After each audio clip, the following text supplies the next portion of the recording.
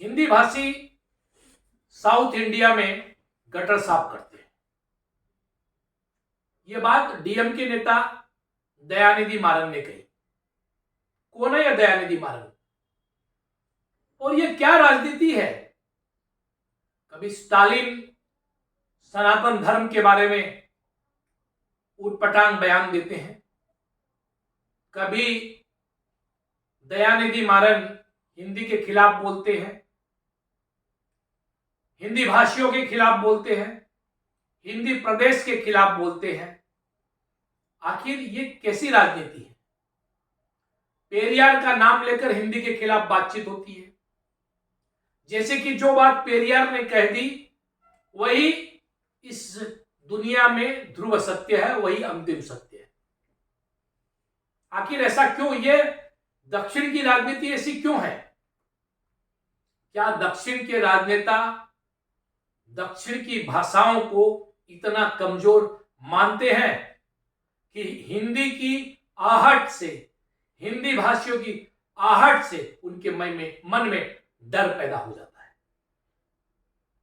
और जब ये इस प्रकार की बातें करते हैं तो ये भूल जाते हैं कि तमिलनाडु में भी सनातन धर्म को मानने वाले बहुसंख्यक लोग हैं। यह बात भूल जाते हैं कि भारत के बड़े भूभाग में हिंदी बोली जाती है। बिहार और उत्तर प्रदेश की बात करते हैं या यहां के लोगों की बात करते हैं तो एक बात समझने की जरूरत है कि बिहार और उत्तर प्रदेश, राजस्थान या हरियाणा, यहां के जो लोग हैं ये कभी तमिल भाषा के खिलाफ नहीं बोलते, असमिया भाषा के खिलाफ नहीं बोलते, ये बंगाली भाषा के खिलाफ नहीं बोलते, उड़िया के खिलाफ नहीं बोलते, तेलुगु के खिलाफ नहीं बोलते, ये किसी भाषा के खिलाफ नहीं बोलते या भाषा भाषी के खिलाफ नहीं। कुछ ऐसे उदाहरण महज महाराष्ट्र में मिलेंगे जब बाला साहेब ठाकरे ने अपना आंदोलन शुरू किया था और वहां के तमिल लोगों के खिलाफ उन्होंने कहा था, हिंदी भाषियों पर भी उन्होंने जो है अटैक किया था, लेकिन वहां महाराष्ट्री भाषा को लेकर यह बात थी। हिंदी बेल्ट में इस प्रकार की बातें नहीं होती है। और हिंदी बेल्ट के जो राजनेता है वो भी किसी भाषा के खिलाफ नहीं बोलते, उनके अपने राजनीतिक तरीके हो सकते हैं, किंतु किसी दूसरे प्रदेश को कोष कर, उसकी भाषा के खिलाफ बोलकर, उसकी संस्कृति के खिलाफ बोलकर हिंदी बेल्ट के राजनेता अमूमन अपनी राजनीति नहीं करते। फिर यह डर कैसा है? यह डर उनका है जिनकी बुनियाद कमजोर है, जिनके पास और कोई मुद्दा नहीं है। आज जब भारतवर्ष में मोदी की लहर है, एक प्रचंड तूफान है, तो नए मुद्दे खोजने की जरूरत है। उनसे बेहतर मुद्दे समाज और देश के सामने रखने की जरूरत है।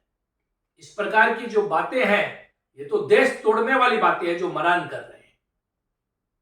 मारन की यह बात सामाजिक दृष्टि से सही नहीं है, देश की एकता अखंडता की दृष्टि से सही नहीं है, किसी भी दृष्टि से सही नहीं है और मानवीय दृष्टिकोण से भी सही नहीं है। इंडिया अलायंस में जो भी लोग हैं, चाहे वो राहुल गांधी हो, चाहे वो लालू प्रसाद यादव हो, अखिलेश यादव हो, ममता बनर्जी हो, शरद पवार हो, उद्धव ठाकरे हो, इन सबको इस बात का जवाब देना पड़ेगा।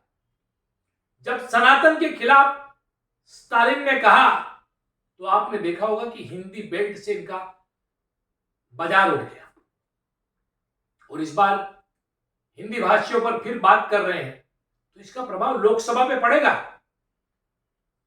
ये जो राजनेता है, इनसे बेहतर राजनेता तो असम के देवव्रत सेकिया है।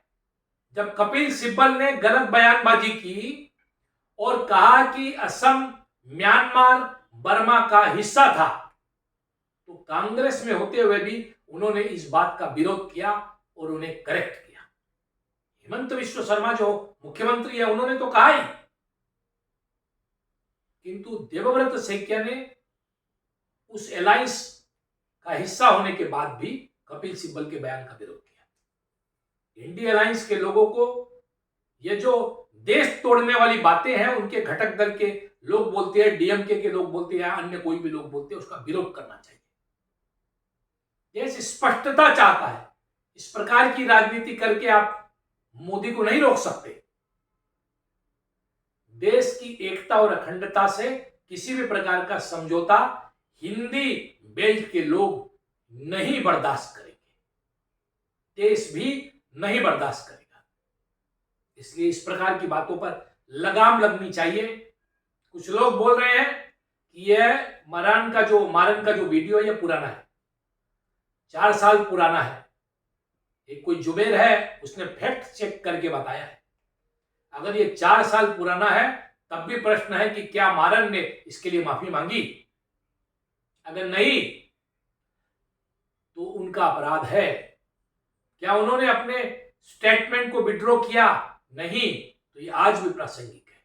अपराध कभी भी किया जाए जब वो जनता के सामने आता है, जब वो कानून के सामने आता है, तो अपराधी का अपराध तय होता है, सजा मुकर्रर होती है। अगर ये बात आज सामने आ रही है तो आज भी इसके रिपरकशंस है और यह बात समझनी पड़ेगी। साउथ इंडिया में ऐसी पिक्चरें बनाई जाती है जहां पर हिंदी बेल्ट के लोगों को कब्जा करने वाला बताया जाता है, किसी एक को माफिया बताया जाता है, फिर उनका हीरो आता है, उसको मारता है, वहां से भगाता है। इस प्रकार की नेगेटिव नकारात्मक चीजें हिंदी बेल्ट के लोगों के लिए दिखाई जाती है, जबकि हिंदी प्रदेश के लोग ही ऐसे हैं, बिहार, उत्तर प्रदेश, राजस्थान, हरियाणा के लोग ही ऐसे हैं जो जहां गए वहां की संस्कृति का सम्मान किया। विस्तारवादी नीति कभी इनकी नहीं रही।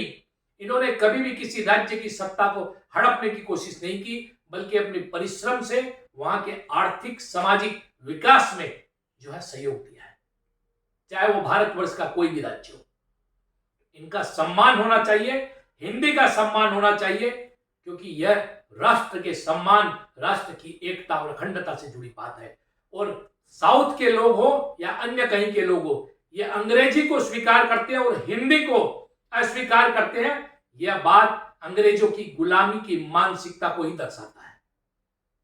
तो देश की एकता और अखंडता के लिए अब इंडिया अलायंस को भी इसका जवाब देना होगा, नहीं तो जनता उन्हें लोकसभा में जवाब देगी, इसमें कोई दो राय नहीं है। क्योंकि भारतवर्ष महज वहां की जो सीटें हैं 132 साउथ की, वहीं तक सीमित नहीं है, पूरा भारतवर्ष साउथ के अलावा भी है। यह बात इंडिया अलायंस को समझनी पड़ेगी। अगर फिर से इंडिया अलायंस मोदी के सामने कोई भी चुनौती प्रस्तुत करना चाहता है तो स्पष्ट जवाब दयानिधि मारन की इस बात पर, इस वक्तव्य पर आना पड़ेगा। नमस्कार, देखते रहिए नॉर्थ ईस्ट तक, सब्सक्राइब करना न भूलें। वंदे मातरम, भारत माता की जय, जय हिंद, जय हिंदी।